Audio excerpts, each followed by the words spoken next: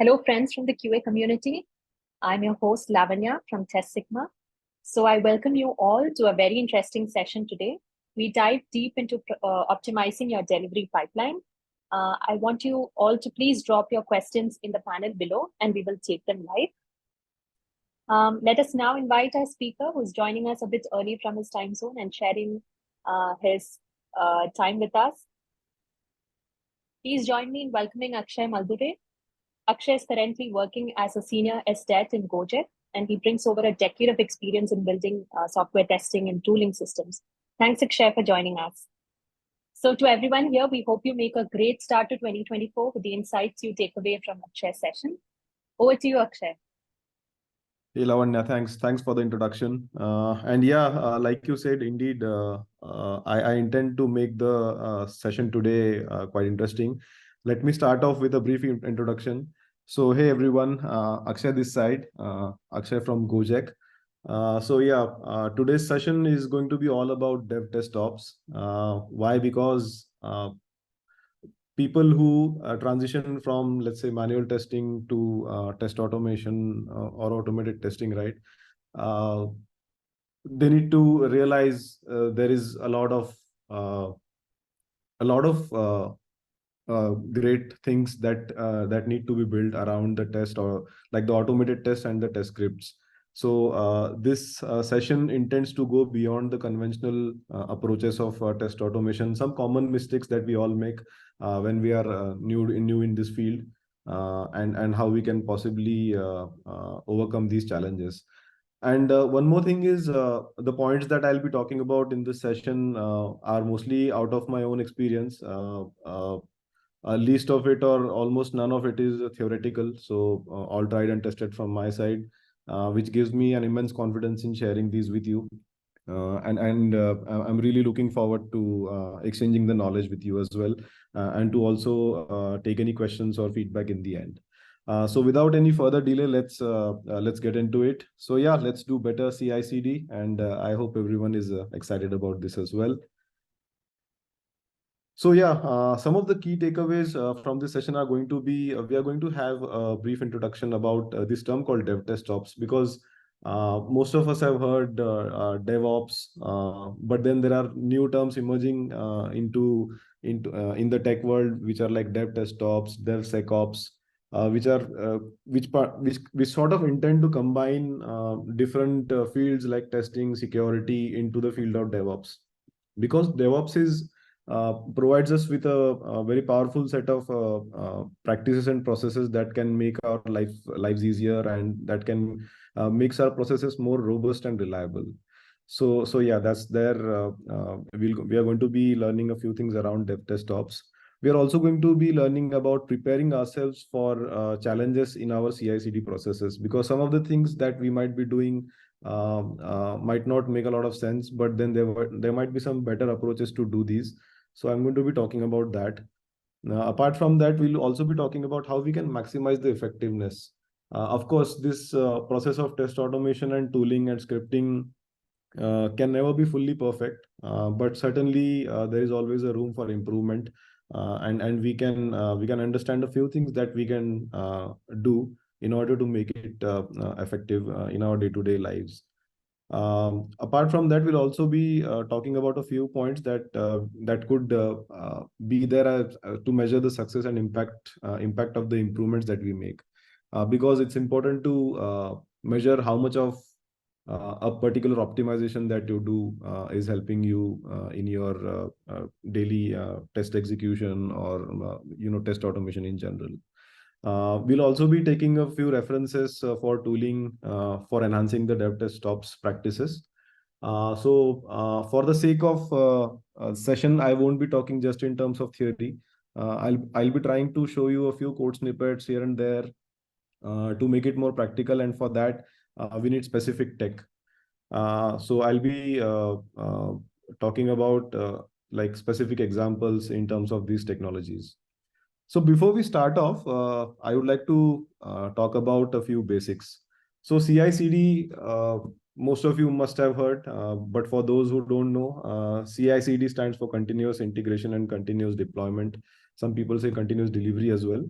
But basically, it's the idea of keeping the whole development, deployment, and testing process continuous and smooth.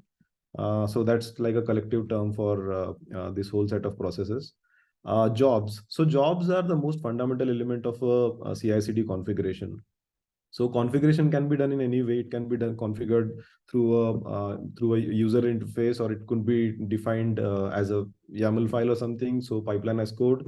So basically, jobs are the most fundamental element. A job could be responsible to do something as basic as running a bash command, or in more to make it more relatable, it might be something like running your test and publishing the reports, something of that sorts. So job would be responsible for that. Pipelines. So pipelines are basically a top level component in the field of CI/CD. So multiple jobs make one pipeline. So in like specific examples like GitLab, which is going to be one of the references in this presentation, pipelines have multiple stages, and then each stages have jobs, and then jobs in a single stage can run in parallel. So that's the concept of like jobs and pipelines. Most of these terminologies remain more or less the same across different tools. You might be using Jenkins, or you might be using something like a TeamCity, but the core concept remains the same. Scheduled pipelines are basically the pipelines that are set to run at specific time at a specific condition. So they are just pipelines with schedules. So yeah, in GitLab, they are just called schedules. DevTestOps, yeah. So basically, like I said, DevTestOps is a set of practices, and it's a pattern and part of the software development lifecycle that includes all these terms that we just talked about. So basically, the idea is to continuously test the your software changes or application changes as the application moves ahead or changes. So the idea is to really like blend everything together. So that's what is DevTestOps all about. Okay, let's get into it now. So for the, like I said, through the course of this session, we'll be talking about examples, and there will be a lot of examples. And because there will be some live examples and real life scenarios, I thought we can make it more effective by referring to some real tech, and so these will be the technologies for references. So for CI/CD, we'll be using GitLab.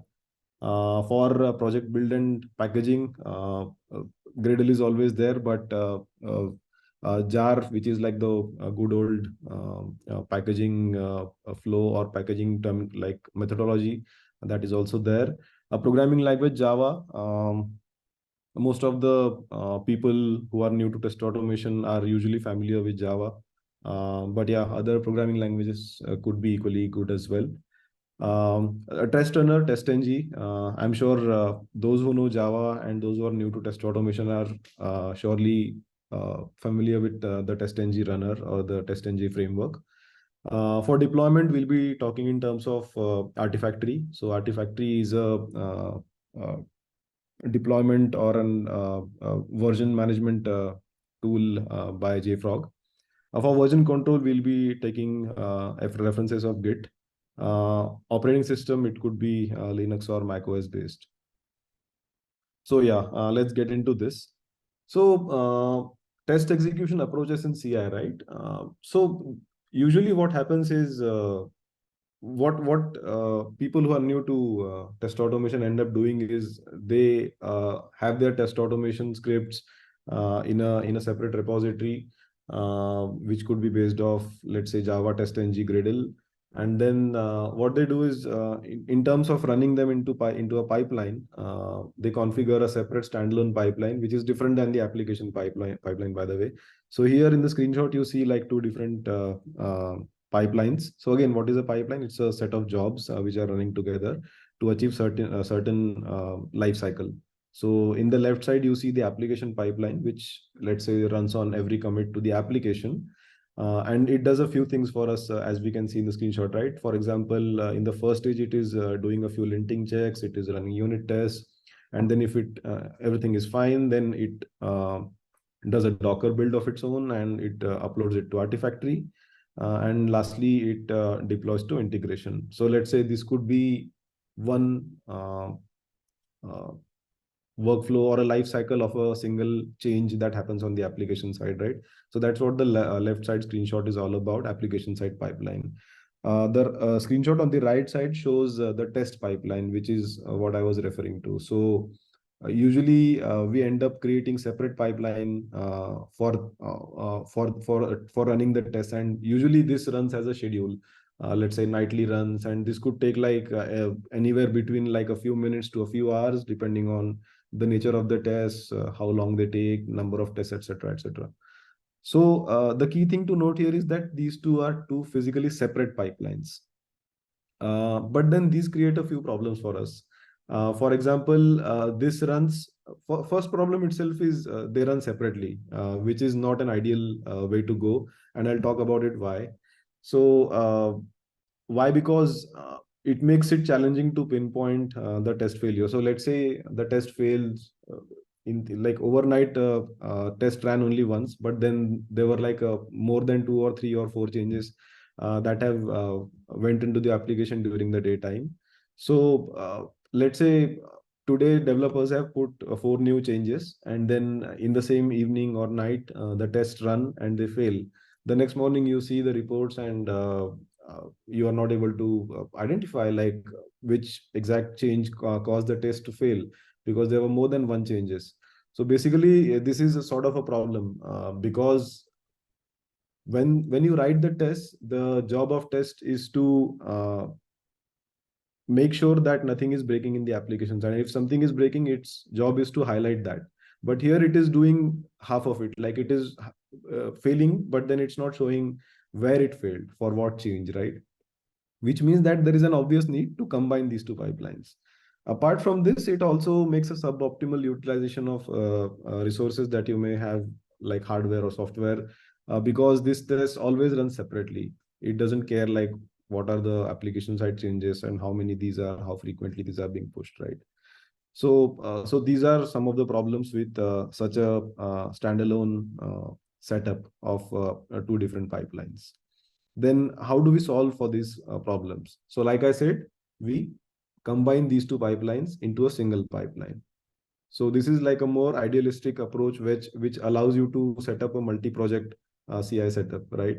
So in this animation, you can see that it's quite similar to what we saw in the previous slide, but then it appears as a single pipeline. And then imagine for every change, your tests are able to run separately, independently, and then each of them you can analyze the alerts and test reports separately. So you can now, so if you consider the same scenario, now developers are making 4 different changes in a given day, then this whole pipeline would run 4 times, and then let's say it failed on 1 or 2 of the runs in the 2 of the pipelines, then we're able to pinpoint like, okay, for this commit the tests have failed.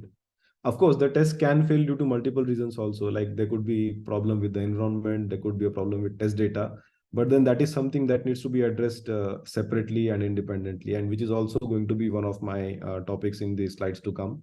But yeah, the crux of this is to like ideally make it like a multi-project CI setup that appears here. So if you see in the first stage, yeah, it will go back now. Yeah, in the first stage, all of that is there, linting unit test, then Docker build, deployment, and then right after integration deployment, we run the tests, right? And then if everything is fine, we deploy to prod, right? So if you notice here, there is like a bridge that is happening between these two. So you see that here it's like a collapsible. Uh, so yeah, if you click on it and then it expands and shows the downstream pipeline here. So one thing to note here is the application side is the upstream pipeline, and the test pipeline becomes your downstream pipeline. Yeah. I hope this is clear so far. We can go ahead. So yeah, as we do test automation and we think of getting into DevTestOps and all, I think it is really important to understand like why we are doing certain thing, what can we do better, and how can we achieve it. Because usually, and all of these need to go hand in hand, because then you might have like lots of ideas, but then implementing them might become a challenge. Then how to do it and all can be really interesting and frustrating at the same times as well. I'm sure many of you might have experienced the same. So basically, the idea is to use multi-project CI testing approach wherever possible, because this really gives you the flexibility over identifying the changes. Because now your tests are running just along with your application side changes, which is like an ideal thing to do. So build great test automation, build great test scripts, but then the eventual goal should be to make it go into an application pipeline and block the deployments in the event of test failures, which also means that the tests need to be really, really stable and reliable for the whole thing to work, right? So it's almost going to be like a journey, uh, doing all this, right? Step by step, you can achieve all these things and go to the eventual goal, which I mentioned here. Uh, Functional test coverage, of course, needs to be up to date to minimize any risk. Because when we say that we want to rely on automated tests for any kind of deployment, of course, manual testing cycle would also be there. Some amount of manual testing might be required for some set of changes. But then most of the regression would be covered, most of the regression testing would be covered under the automated testing approaches. So it's also becomes like equally important to keep the test coverage up to date, right?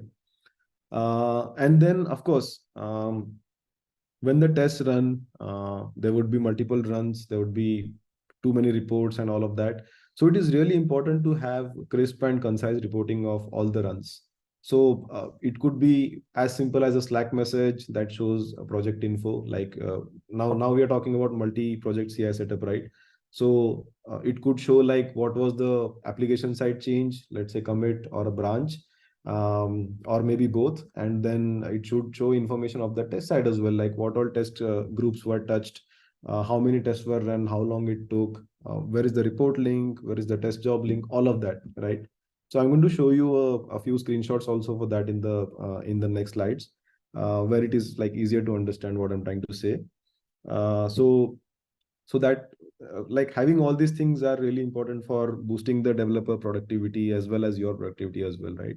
Nobody likes to get overwhelmed with multiple things and then don't know where to stop, don't know where to start and how to do things, right? So yeah, and last but not the least, as you move faster, make it really easy to add the new tests. So one of the ways to go about it is like data-driven testing, right? So data-driven testing for the win. Uh, what I'm trying to say is there could be multiple scenarios that share the same set of test steps and validations, right? So you can make this whole thing data-driven using, let's say, if you're using TestNG, then you can use something like a data provider to make that happen. So the idea is to make it easy to add just new tests. So if your test flow is ready and validations are ready, you just fuel it using multiple test data records. So that's the whole idea behind data-driven testing, right? Yeah. So yeah, like I said, we could do smaller things to sort of achieve great things. So here, what these are some of the screenshots from the implementation that we have in my team. On the left side, you see a test alert corresponding to a test job that passed, and to the right side, it's a failed one. So one visual key that you get quickly here is the color, right? The green and the red color. So which makes it like really easy to identify if it's a passing run or a failing run. So that's like a first visual cue that you get. Apart from that, there are some really important details going on here. For example, which is the app that was run. So here, if you see, the name of the app is GitLab CI app project, which is here, right? So that shows the upstream project, what was the application side details. So it also shows like a few details like what was the version and what was the branch that was commit that was deployed. I couldn't cover that in the screenshot, but yeah, that is something we also do. And of course, we are also logging the downstream details, basically what is your test project. So why? Because there could be multiple test projects, right? For running different for running different things, basically. So it shows the like the downstream project. So this would be typically your test project. So you get to see all of it it in one place. So we are also showing what test group was targeted, because we have more than 10 or 12 different test groups, and we don't run all the tests at once. We target the test selectively based on what service is being tested, where the changes are, and basically we have grouped the tests accordingly. We have grouped according to the features and according to the services. So again, I'm going to talk about that also in the next slides. And yeah, here you can see some statistics like how long the tests took overall. So, and then quick statistics like total number of tests, and how many passed, failed, skip, etc. And then something interesting we did around the summary was to have sort of a summary in case of multiple failures. So here what happened is there were a total of 403 cases, and two of them failed. And what we do is in TestNG, there is something called as a throwable corresponding to each test. So what we did is, in the listener, we extract this throwable cause, and we extract the exception message right from the throwable and put it in Slack itself. So it's not even required to go to, let's say, report portal here. By the way, the buttons that you see here, you can see several buttons here. For example, for viewing the job logs, for viewing the pipeline itself, where you can see this job again. And then there are like report portal logs, right? So report portal, for those who don't know, is one of the open source tools for logging the test logs and viewing them in an HTML format. So basically, it's like a web page, and usually it can either be a hosted self-hosted instance, or it can be a cloud instance. In my organization, we are having a self-hosted instance. One more thing which is interesting here is the retry button. You can see that it's not there in case of the passing run here, because no need to retry, right? And then what happens here is it retries only those two failed cases. So that's the beauty of it. I'll also talk about how we sort of implemented that. But the key here is to retry only the failing cases, so you don't spend a lot of time in running all the cases over and over again, right? So yeah, that's about how you can, like, small things you can do to improve the effectiveness, right? Testability. This is one of the terms or concepts which a lot of us don't pay attention to, unfortunately. Testability is really an idea or a concept to make your application more testable, right? What things you can make to make your application more testable, right? So testable meaning it can be testable at multiple layers. If you want to unit test it, maybe the code needs some refactoring in the application itself. If you want to make it functionally more testable, then let's say managing the test data, or having some sort of debug information provided in the APIs itself, or let's say accessing some data from the database, application database, that is not usually available in the prod mode, right? Production environment, that might be important for debugging some small things, right? So all of these might be important for testability. So always strive for testability so that your tests are more robust and reliable. Your test should know exactly what to expect or what to assert on. It should never be something like you are using any existing data, and then someone, let's say, deletes that data, and then so all of a sudden your test cases are failing because the data doesn't exist. What I'm trying to say is each test should create its own test data, and it should be atomic. Atomic meaning that it should not be conflicting with any other test, so that it's able to uh, be provide reliable results and not fail due to all these reasons, right? So yeah, avoid using any existing test data. Basically, that's the whole idea. Test data management might also become a challenge and a requirement in itself. For example, uh, your test might be running and interacting with the actual application database, because using mock test data might not always be a good idea. So as a result of this, if you run like hundreds of test cases, and then it creates tens of runs every day or every week, then it will create a lot of test data, right? So have some ways in place to purge the test data, or to remove or to delete the test data on a regular basis, to keep the application DB clean, at least on the integration environment, right, where you test your things. Uh, Third is basically avoid accessing the application DB directly from the tests unless absolutely needed, right? Why this is because there are multiple ways to look at it. It can create a security risk also on the DB. More or less, like it can also create some risks as to uh, you might end up corrupting the application DB from the test, because now you have like a full control of the DB directly from the test, right? So that is something you should definitely avoid. Use the APIs instead, because API exists for the very reason of not just business logic, but to sort of have access to a massaged version of the application data. So, which also means that if you're using only APIs, you should also have debugging info and errors available right in the API response itself. So you don't have to go to the application logs every time a test fails. So a simple info or an error message right in the application API response is definitely helpful, right? So yeah, apart from that, yeah, one more point I missed is the APIs which are under test, right? At least the critical ones, those should support some additional parameters for testing multiple flows that are like otherwise not possible, let's say from UI. Because let's say if you are now using targeting APIs directly, you might want to have certain parameters in the, let's say, API request that makes a different flow to be possible to be tested. So something like that, right? So basically the whole idea is to strive for testability. Of course, time savings, right?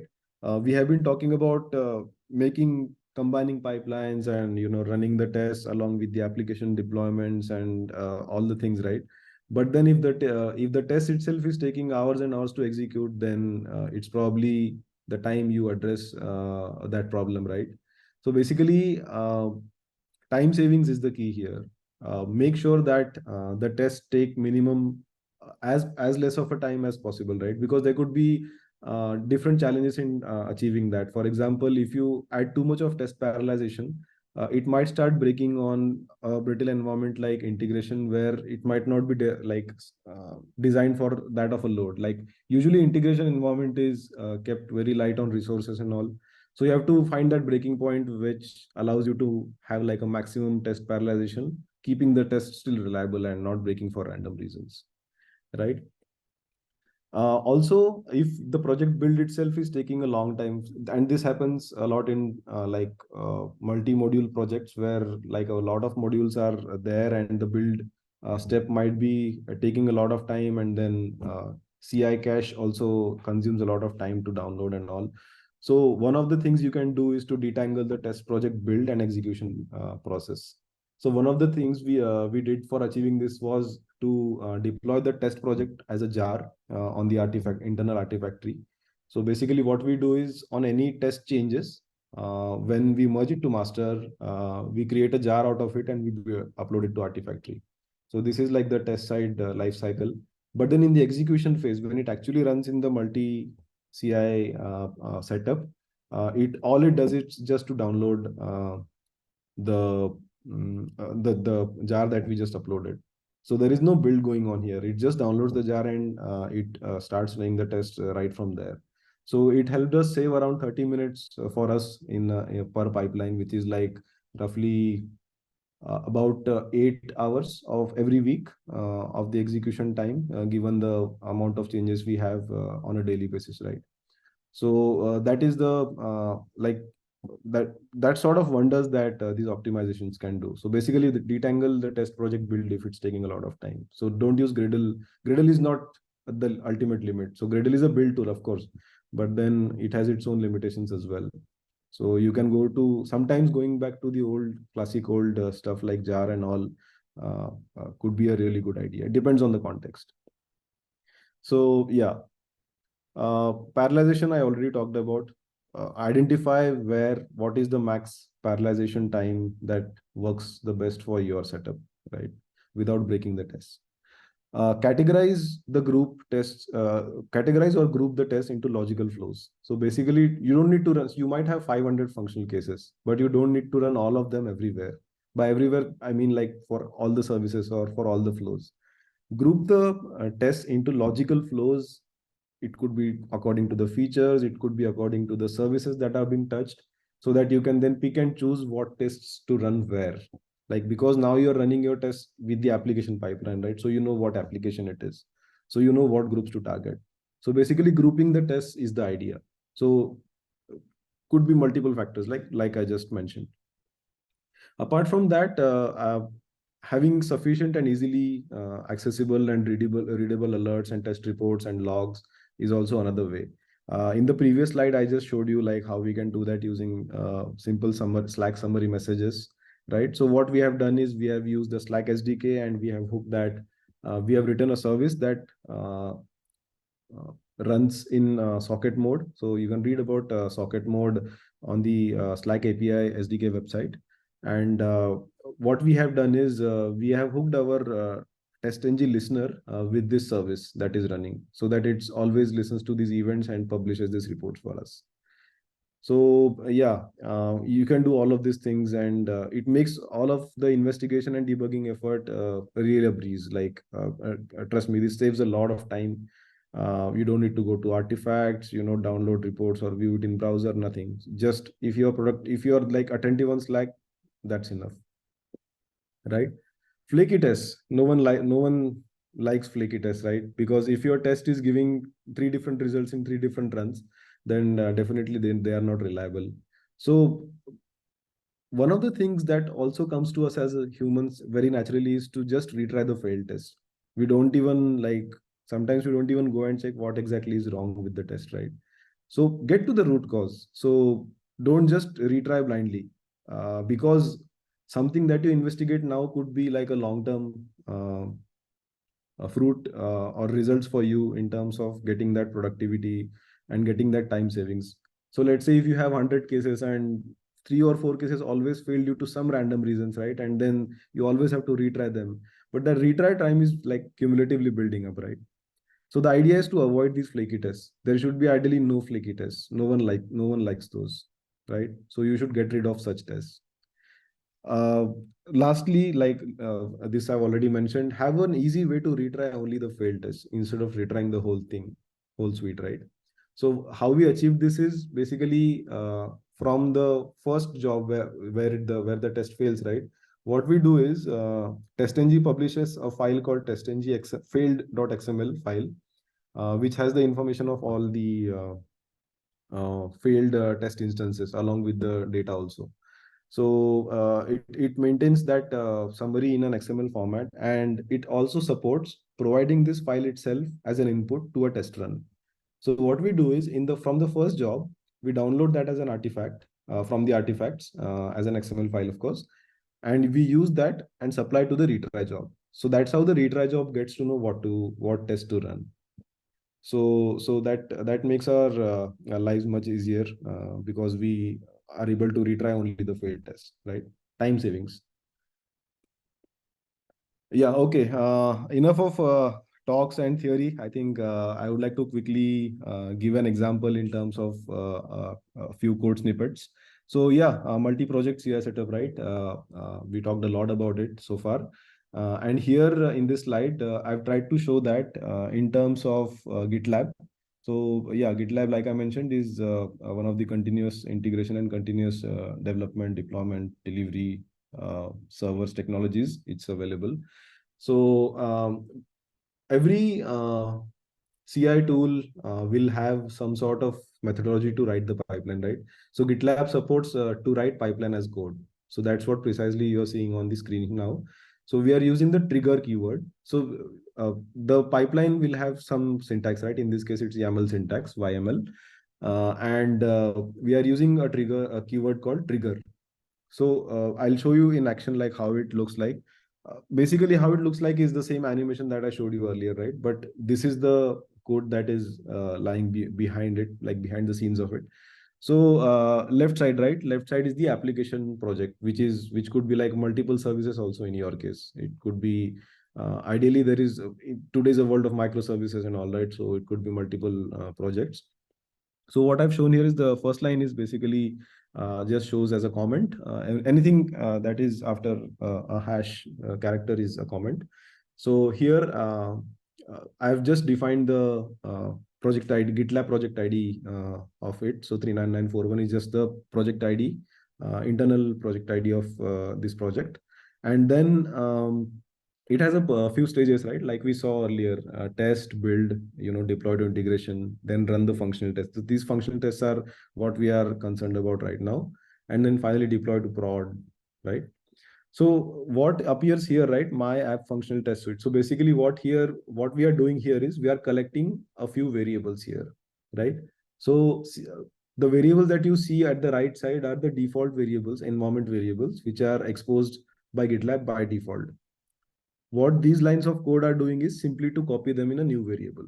I'll come to why we are doing this, but basically we are just taking these variables, variable values, and copying these in the new set of variables. Apart from that, there are some other test specific variables also, like for example, what environment I want to target for running the test. In this case, it is integration. Local, Indonesian. So basically, it could be multiple environment variables that your test might require in your case. Tag is basically a test group, a test ng test group where which you want to target for running, right? Allow failure false means that if the test job fails, do not let the further jobs to run. So basically fail the pipeline. No one would be able to deploy the application, these set of changes to production further. So allow failure false means you basically block the deployments effectively, right? Needs deploy integration. This means that there is a deploy integration job in this deploy integration stage. Now mind the difference here. These are stages. And what I've done here is needs deploy integration. Needs, this is a set of jobs. There could be more jobs that your test job needs to depend on, right? So what I've said here is there is a job called deploy integration. Hypothetically, it's there in a stage called deploy integration. Yeah, there is also a small but subtle and a subtle difference here. This is hyphen and this is underscore. But yeah, that's intentional because this is a job and this is a stage. Job comes under a stage. So yeah, by needs, what I'm saying is that the integration deployment must succeed for the test to be triggered in the first place. That's what it means. Okay. And the star of the show is trigger, because I'm showing you everything using the trigger keyword, right? So trigger keyword is used to specify a target project and the branch on that project that you want to trigger your pipeline on. So note that what we are seeing in the left side is the application side pipeline, right? So application pipeline or the application project does not have the test code directly. So the assumption is that your test is in a different project altogether, right? So here I'm saying that my tests are in this project called GitLab CI test project, right? And then I'm targeting the main branch on that project to be triggered, right? So this is the application side of things. Now moving to the test project side of things, which is also our downstream. Here, there would be a few things as well. So functional tests, right? Similar to a stage here. Again, it is different because intentionally it has been kept different to show you that these are two different pipelines, right? Having their own stages and having their own job configurations. But because of the trigger keyword, there is sort of a bridge that is being formed in between these two, which sort of combines this pipeline into one, right? So what we are doing here is we are building the test project and we are running the tests. So here we are saying that, again, we are specifying a few variables. So if you specify local here with a different value, you might have seen that we are passing local already from the upstream. So whatever value passed here will take priority. So in this case, it's the same value, but let's say if I keep something like a IN or SG here, that value will become effective because that variable value gets overridden in the downstream, right? But then the value that is coming from upstream behaves like a default value in that case, right? If you're not specifying anything, right? Script part is basically the exact set of steps that you to want to use for triggering the test. So it could be as simple as triggering a Java command, or it could be mvn run test command or something like that, or it could be a Gradle command, depending on how your project is packaged, right? So that would be your script part. And the rules are the most important part of this whole setup. So here what I've said is CI pipeline source. Again, whatever variable name starts with CI underscore, right? These are the default variables which are exposed by GitLab by default. So here I'm saying that if the pipeline source is pipeline, which will be true for this case, because we are sort of in a pipeline setup, and this pipeline is creating a downstream pipeline, and upstream project ID equal to this project ID. So this project ID, if you see, I'm already defined that at the top, and it's same as this one because I want to link these two projects, right? So I specified the application project code here. What I've said is, if the pipeline source is pipeline and the upstream project ID is this particular code, and the upstream job name is functional test suite 1, then trigger this pipeline. Trigger like add this job into this pipeline. That's what it means. Because there is a trigger keyword here, and we are sort of matching the conditions here. One small mistake I've done in this code snippet is this upstream job name should not be functional test suite 1. It should be my app functional test suite, because that's how it matches, because this upstream job name is basically this one, right? And yeah, of course, I want the test job to publish a few artifacts, like it could be anything, it could be test report and all, right? I would like to talk briefly about why we have copied these variable values into this, because these variables are available even here, right? But the key here is these variables will have different values here, because these are two different projects, right? So CI project name, when you extract the value of this variable in this project, will be different, and in this project it will be different. In this project it will be something like this: GitLab CI app project. And the same variable, when you try to access here, it will be something like GitLab CI test project, right? Similarly, pipeline URL, project ID, everything will be different. So that is the intention, to copy these variables in a different into a different set of variables, and then sort of use them here. So what you see here at the right side, upstream job name, is actually coming from here. So yeah, I hope this part is clear. So this is like a small example to show you how to implement a multi-project CI setup in GitLab. But then again, once again, I would like to stress on the point that it's not really the code snippet that is important here. The concept is more important. You can uh, implement the same thing in something like a TeamCity, Jenkins, anywhere, like any CI tool that you know. The approach or the concept is more important here. So that is what I'm trying to say, right? So that is the small code snippet to show you that in action. Yeah, and then one of the things to discuss was also, how do we measure the success and impact of improvements, right? So I've tried to list a few things that you might want to follow in your QA processes or testing processes, to make to sort of measure the success, right? Because I'll be honest, the job of a QA, right, it doesn't get enough attention, or it doesn't get enough recognition at times. So basically, again, everything that I've recorded here is coming from my experience, and something that you can apply as well, right? At the same time, I'm also keen to know if you are doing something additional to this, so that I can also learn from you.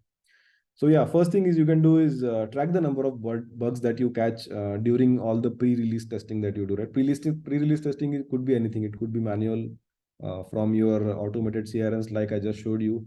So basically, track the number of bugs, track them according to the priority, because in every critical bug that you catch, right, could potentially be a production incident that you have avoided, right? You have avoided that issue to from landing into production. So assess the impact of these bugs. So try to sort of record what would have been the end user impact of this, right? So if the database crashes behind a service, then that service potentially becomes inaccessible to, let's say, a good percentage of users, or let's say all the users. So try to assess the impact in such a way, right? Test case coverage distribution across multiple layers of software development. I think I don't need to talk much about the testing pyramid. I think it's a famous concept by Martin Fowler. So those who don't know, I recommend you to learn about it. So basically, it talks about the idea of having the right number of tests at each layer, right? So there could be multiple layers of testing. Testing could start from unit layers to integration to end to end. There could be functional tests in terms of APIs. There could be UI tests as well, in case your application has a user interface. The idea is to sort of keep the coverage minimal as you climb up to the pyramid. So say no to a heavy UI based coverage. Try to have as much as coverage in the down, like the bottom layers, which is basically the UI and the API. For obvious reasons, because API tests are much easier to maintain, they are much faster to run, they need minimal amount of setup, right? You don't need a you don't it doesn't matter whether it's a Windows server or a headless server, or doesn't matter, right? So basically say no to a heavy UI based coverage. This is one of the common mistakes that is made by many people who are new to test automation. They think that UI is the only way to go about it. Of course, UI needs to be tested, but not that extensively is what I'm trying to say. If you test your bottom layers, like API, the business logic there enough, you don't really need those many UI tests, right? Track the number of stable test runs, because as I said, right, no one likes flaky tests. So basically, you can have a track of uh, uh, how many test runs are flaky, and basically how many what fraction of your total test runs over a, let's say, a week or so are reliable or unreliable, right? You can do automation around this also, if for what it's worth, right? You can use let's say GitLab API to sort of publish this data, let's say in a Google Sheet or something, and then you can do some analysis on top of that. So because the thing is, it is important to test the testing project as a deliverable in itself. So it's important that it's reliable. Simple as that. Your test project should be as important as your application. Although the users are entirely different, but then the existence matters a lot. So that's what I'm trying to say, right? Spend minimal amount of time running your tests in CI. Like again, in the previous slides, where I've said that time savings is a must, right? Think of test parallelization.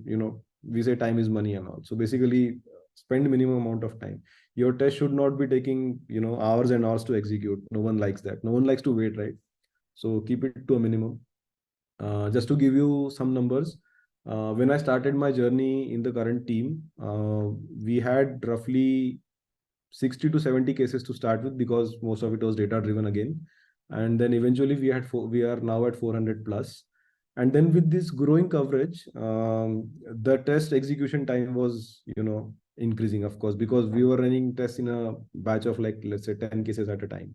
So slowly we started to identify what are our bottlenecks. So for what is the easy win, just to increase the parallelization factor, right? Try to increase 20, 30, 40, see where the service causes a problem, where it can't handle anymore. Then you analyze it from there and take it. So basically identify like a set of steps that will optimize the time, right? And lastly, I would like to say that no matter how good your testing strategy is, it's not perfect, right? So no test automation, or like, it could be near to perfect, but it will not be 100% perfect all the times, right? No matter how great things or great practices you follow, right? So it is important to learn from the mistakes. So every production issue or an incident that comes post release must be converted to a test as a part of the RCA process. RCA is basically root cause and corrective analysis, right? So it, that process must come very naturally to you as a QA, right? You should be the flag bearer for such processes to be existent in the team. So it's important to sort of keep this minimum to a minimum as well, right? To minimize this number as well, right? So these are the few things you can do to measure the success and impacts of the improvements you make. And yeah, that brings me towards the end of the session. I've tried to keep a few references here in terms of a few blogs that I've wrote. So these are basically bits and pieces of information about the talk that I just gave so far, like the exchange of information or thoughts that we just did. So yeah, these are a few blogs from my writing.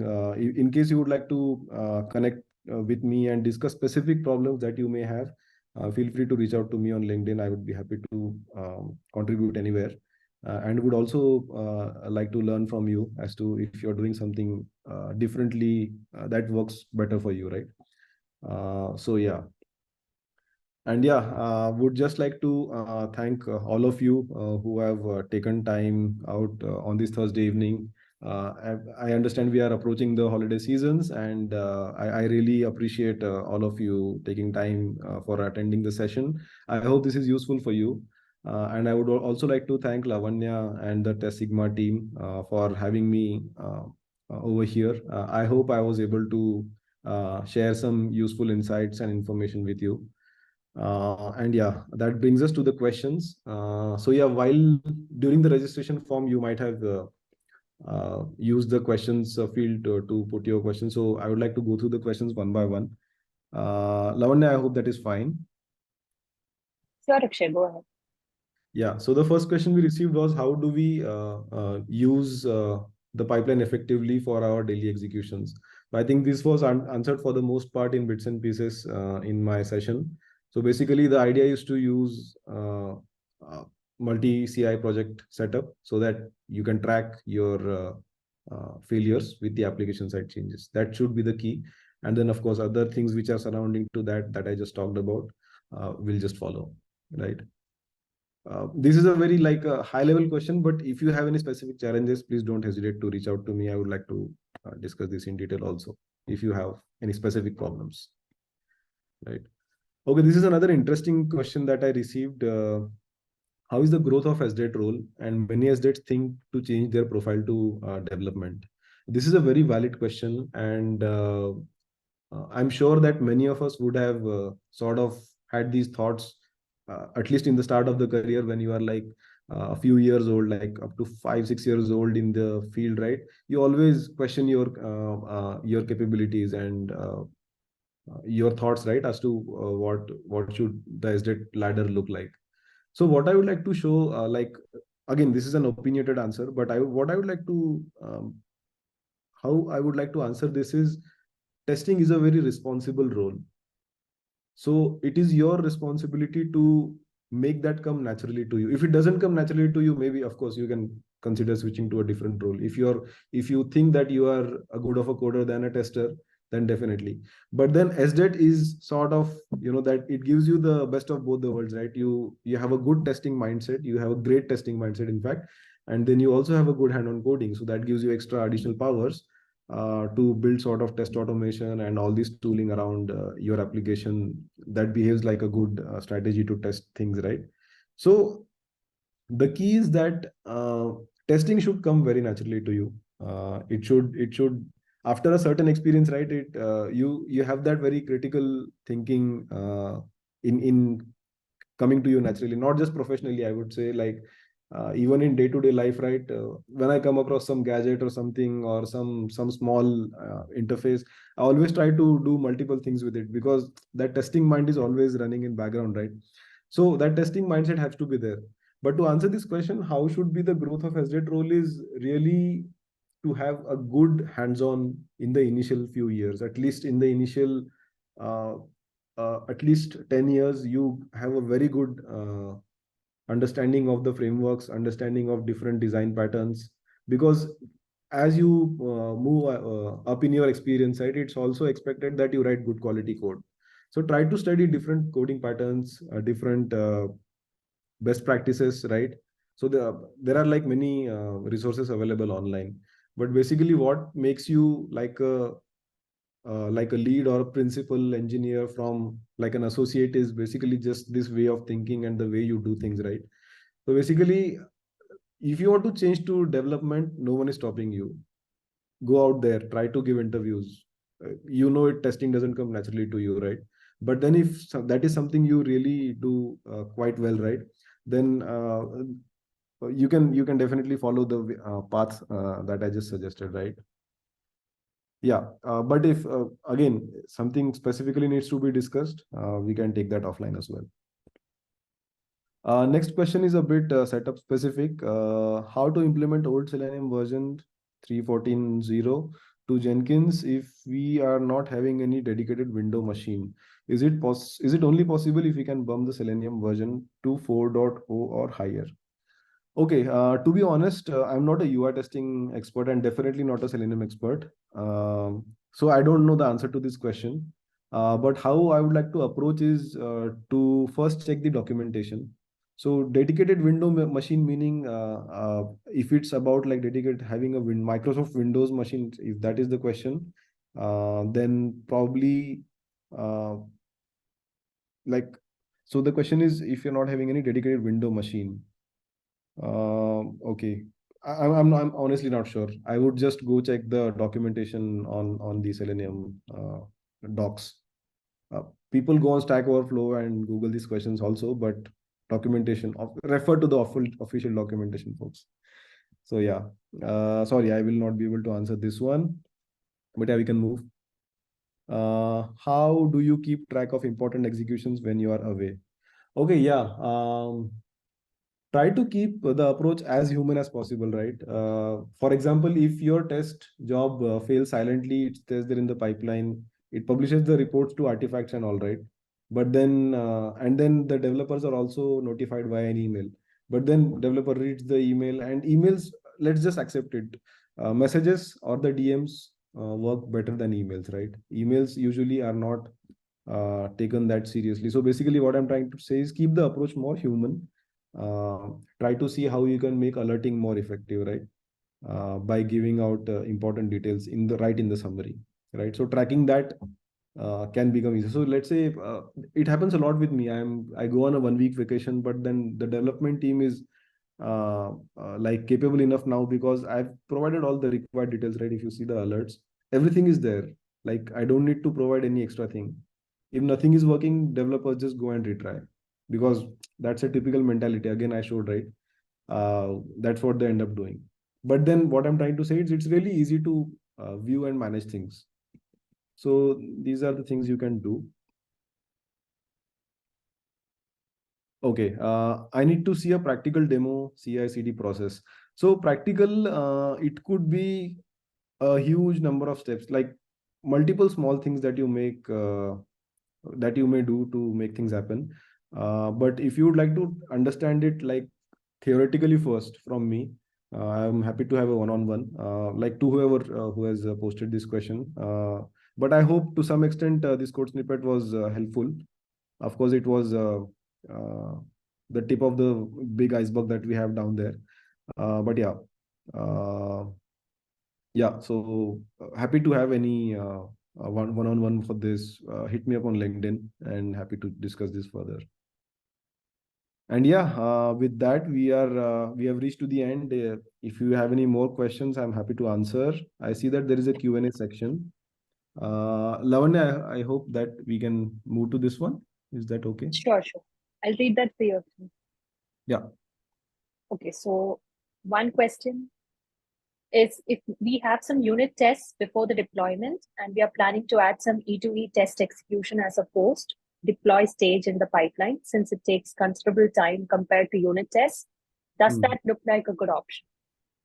Yes, actually, it's not just an option, it is a requirement actually, because your functional test or end-to-end test will need the deployment to happen in the first place, right? That's what I was trying to show in the screenshots as well. So basically, the idea is to have the integration deployment done and then run the tests, because unit tests are run on the units which are usually the code units, right? In the application, they don't need the deployment. So yeah, I hope that answers. Next question is, how do you manage testing Yeah. various versions of multiple releases for different clients? Okay. If the question is about testing the same version, so the same software, basically same set of application services, let's say, or the same application for with that has multiple releases for different clients, right? Uh, I have not personally come across such a situation, but usually the idea is, again, if you go back to the same idea of multi-CI setup, right? Because each pipeline is inherently versioned due to a unique commit ID, right? It is like it makes it easy to sort of map your test run with a given change, right? So there might be a X version that you will deploy to client one, Y version two of the same application that you hand over to client two.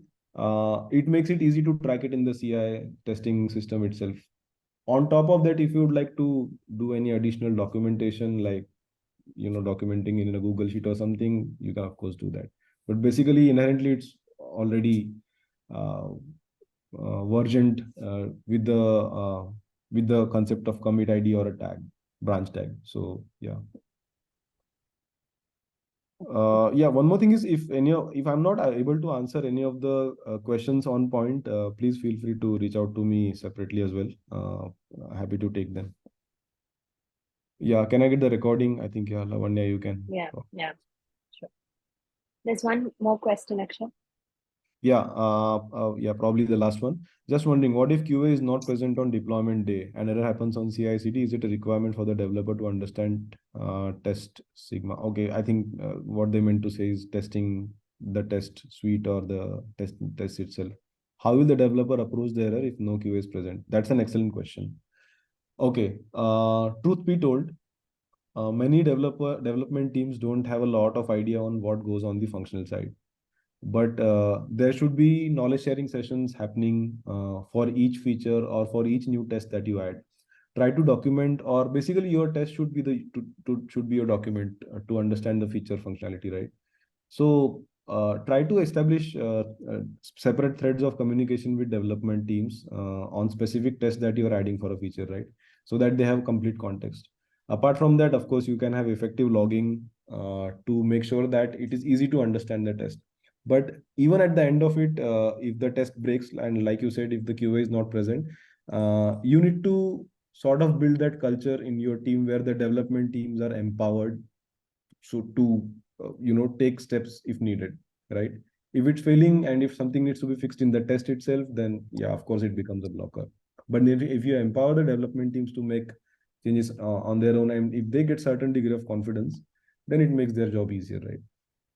But yeah, this is a valid question, and I hope that answers. We have some chats Yes. as well. Yeah, I would let you One. go through the messages, Lavanya. Yeah, just one. What if we don't have endpoints for cleanup of some entities? Do we create some test endpoints for that? Excellent question, Renju. This is on point. I wish I could talk about it in the session itself. I missed that out. But yeah, that is precisely what we did in my team. So basically, I'm in pricing team, and as a test data, price rules are one of the inherent entities, one of the very basic entities that each test creates. So test price rule is a source of truth for any kind of price request that comes. So basically, with every test run, we accumulate hundreds and thousands of test rules with each run, I'm saying. So what we have done is we have built an API endpoint which runs only on integration. So what it does is internally it checks the environment and it throws an error if the environment is production or basically non-integration. So what it internally does is it deletes the expired price rules. Now, how this whole thing works is, just to give an example, right? uh, every test rule that the test creates is set to expire after 5 minutes from now. So current system time plus 5 minutes, it expires automatically. And then we call this delete API at the end of. So basically, after suite, there is a hook in test-ng, right? After suite, we call this API endpoint. Internally, what it does is it deletes the expired price rules, meaning that the price rules that have end date in the past. So after a certain point, which is after 5 minutes, this price rule would anyway become expired, will be expired, right? So this endpoint filters these price rules from DB and purges those uh, price rules permanently. On top of the 5 minutes, I think we have kept some 1 hour buffer for debugging. Like in case the test fails and developer wants to debug by actually checking the price rule, we have kept that 1 hour window. But beyond 1 hour, it's like 1 hour plus 5 minutes, I would say, that expired price rules will be purged. So yeah, to answer your question, yes, it is very like I would highly recommend to create some test endpoints um, for purging the test data. And I really like that you approach creating an API endpoint instead of interacting with the DB itself, because interacting with the DB is not a good pattern. So yeah, great question. Sure. Thank you, Ranju. Okay, so we'll be also sharing the recording via mail. Okay, I think if you have any more questions, please feel free to reach us. Yeah. Please feel free to reach out to Lavanya or me also on LinkedIn directly. I don't mind answering questions there. But yeah, I hope this one was useful, and hopefully see you in the next one. Sure. Thanks, Akshay, and thank you all for joining us for an insightful session, which is also the last one from Testsigma of the year. And please share what you'd like to see in 2024. You can reach us at community@testsigma.com, or you can follow us on our social channels. For any further queries, feel free to reach us, and also Akshay. Let's stay connected and make 2024 a year filled with achievements. Happy holidays and see you next year, everyone. Thank you so much. Thank you.